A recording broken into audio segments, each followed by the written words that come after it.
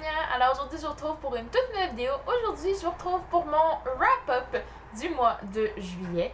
Je dois dire qu'au mois de juillet, j'ai un peu ralenti la cadence côté lecture parce que j'ai lu seulement 8 livres. Je vous en ai présenté déjà 4 dans mon précédent update lecture, donc je vais vous parler surtout des 4 lectures que j'ai faites dans la deuxième moitié du mois de juillet, donc c'est parti.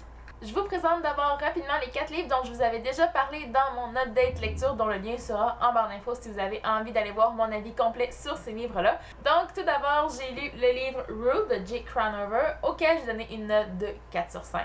When You're Back, David Glines, auquel j'ai donné une note de 3.5 sur 5. Le tome 2 de la série Prince Captif, Le Guerrier de C.S. Pacat, auquel j'ai donné une note de 4.5 sur 5. Et finalement, Si tu me déçois de Chris Lickle, le troisième tome de la série des frères McCarrick, auquel j'ai donné une note de 3.5 sur 5.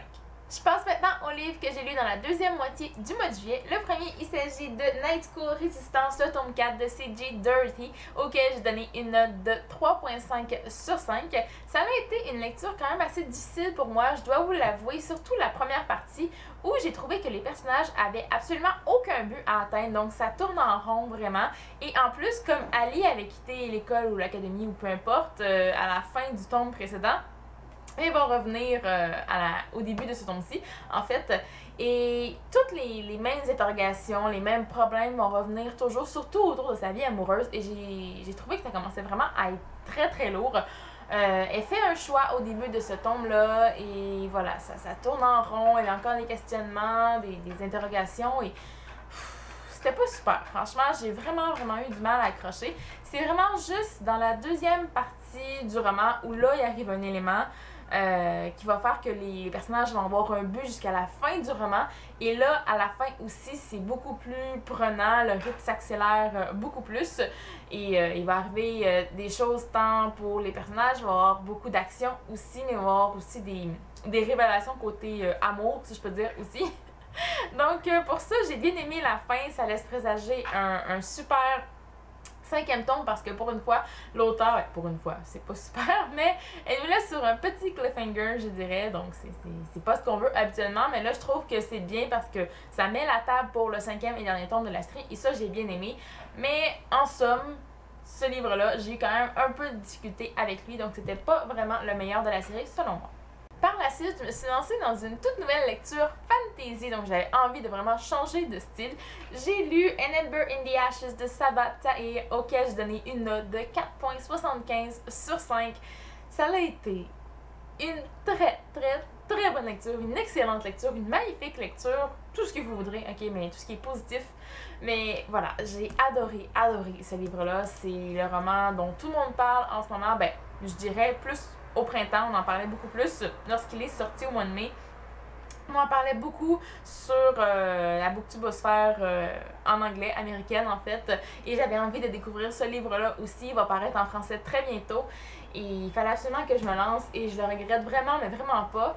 Au départ, je dirais que le résumé me tentait plus ou moins. Je crois que je l'avais lu au début de l'année 2015, quand ce livre-là a commencé à faire parler de lui, quand les personnes, certains booktubeurs américains ont commencé à recevoir des copies des arcs, en fait, voilà.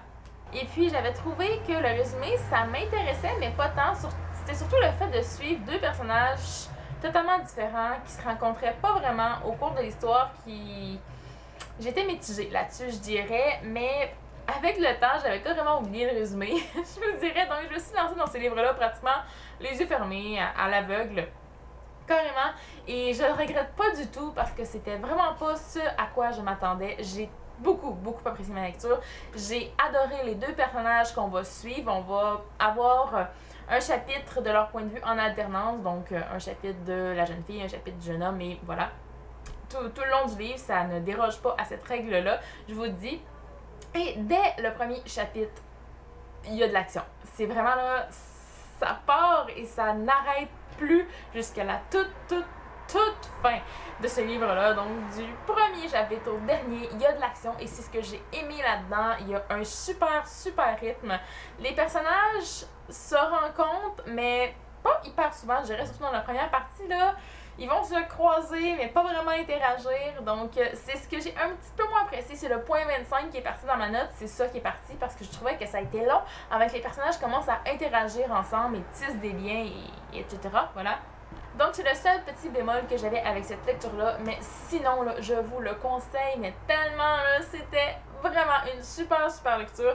C'était supposé à la base d'être un one-shot ou un tome unique, mais la suite a évidemment été annoncée parce qu'avec la fin de ce tome-là, on se rend compte qu'il n'y a absolument rien de réglé. Donc, j'avais attendu surtout pour voir s'il allait vraiment avoir une suite, s'il y avait une suite qui allait être annoncée. Et comme ça a été le cas, je me suis lancée dans la lecture de ce tome-là. Je savais que j'aurais une suite un jour. Donc, c'est pour ça que je l'ai lu au mois de juillet. Je le regrette vraiment pas. C'était une lecture magnifique et je vous le conseille vivement. J'ai ensuite lu un livre qui m'avait été envoyé par l'auteure Caroline LP. Donc, j'avais accepté de lire ces deux livres qu'elle m'a envoyés. Donc, je la remercie infiniment pour l'envoi, encore une fois. Donc, j'ai lu le livre En territoire interdit, le tome 1 de Caroline LP, évidemment. C'est une auteure québécoise, c'est son tout premier roman et j'avais bien envie de voir ce que ça allait donner. Le résumé était quand même assez intriguant et en plus, quand j'ai reçu le roman, j'ai fait bon, ça va se lire tellement vite, c'est écrit hyper gros, c'est pas un livre qui est très épais, il fait même pas 300 pages, donc je savais que ce serait lu assez rapidement et ça a été le cas, franchement. J'ai beaucoup aimé cette lecture-là. Je lui ai donné une note de 4 sur 5 sur le blog, c'est quand même très bien. Ce que j'ai trouvé, c'est que c'était une lecture quand même assez noire et la couverture va avec l'histoire, mais l'histoire de Justine, c'est pas une histoire facile. Elle va commencer à se confier sur des événements qui se sont passés 10 ans plus tôt. Elle va commencer à se confier à sa thérapeute. Donc, elle va se dire, il est temps que je me libère de ce fardeau-là, que j'essaie de vivre ma vie. Donc, elle va se confier et on va alterner entre le présent et le passé.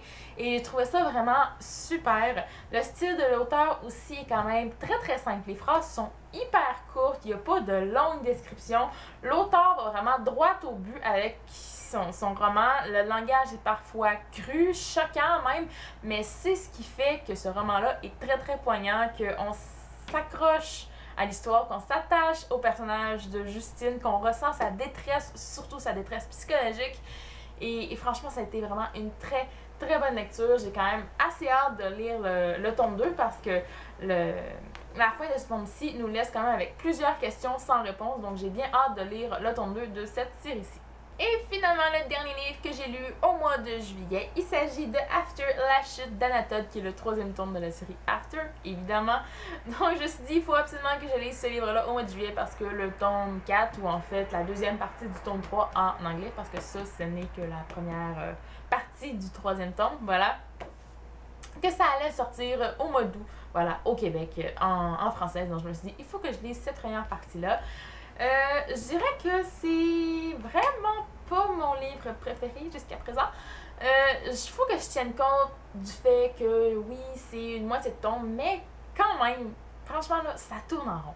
Je lui ai donné une note de 3 sur 5 à ce livre-là et je crois presque que j'ai été quand même généreuse parce que j'ai eu vraiment du mal au début. C'est juste vraiment à la toute fin où j'ai eu un petit regain d'intérêt pour l'histoire. Mais sinon, les personnages, c'est toujours la même chose. Ils ont toujours des problèmes. Ils font juste se chicaner. Non, ce tome-ci, c'est épouvantable. Ils ne peuvent pas être en accord sur quoi que ce soit. C'est épouvantable. Moi là, franchement, j'en revenais pas avec ce tome-ci, à quel point ils se disputaient sans arrêt, toujours, à toute heure du jour ou de la nuit. Et ils font tous les deux des bêtises en plus pour faire mal à l'autre. Ils font exprès de faire mal à l'autre et je trouve ça vraiment... Oh, c'est lourd, là. Je trouvais ça lourd, je trouvais que ça tournait en rond. Donc j'ai eu du mal avec ce tome-ci. J'espère que les prochains vont être mieux. Et puis, voilà, j'espère aussi qu'on va enfin voir une évolution chez les personnages de Ardyn. Parce que là, j'ai commencé... Non, je commence pas, non, j'ai atteint ma limite, en fait. Voilà, je vais le dire franchement, j'ai atteint ma limite avec ce personnage-là. Il est mieux de changer et puis vite. Parce que là, oh non, je sais pas si je vais être capable de passer au travers d'un 4e tome et d'un 5e avec un personnage qui est aussi... borné et qui écoute absolument personne, qui en fait juste à sa tête, qui fait du mal aux autres, volontairement en plus. Donc ça commençait vraiment à m'énerver. Je sais, je parle juste des points négatif de l'histoire, c'est vrai, j'ai donné quand même juste une note de 3 sur 5 et pour moi, ça, c'est parce qu'il y a eu quand même plusieurs problèmes dans ma lecture. Mais tout de même, c'était addictif, ça se lisait vite. Une fois que j'ai été entrée dans l'histoire et que j'en ai lu quand même quelques chapitres à la suite, là, j'entrais dans l'histoire, là, il n'y avait plus de problème. Mais c'était de me remettre dedans à chaque fois et le fait qu'il y ait toujours des problèmes et des chicanes, ben, ça m'a un petit peu rebuté pour cette lecture-ci. Et bien voilà, c'est ce qui conclut ma vidéo wrap-up du mois de juillet. J'espère que vous avez apprécié. Je vous rappelle que tous les liens seront en barre d'infos si vous voulez aller lire les chroniques que j'ai écrites sur mon blog, sur tous les livres que j'ai lus au mois de juillet. Et moi, en attendant la prochaine vidéo, je vous dis à la prochaine et bonne lecture!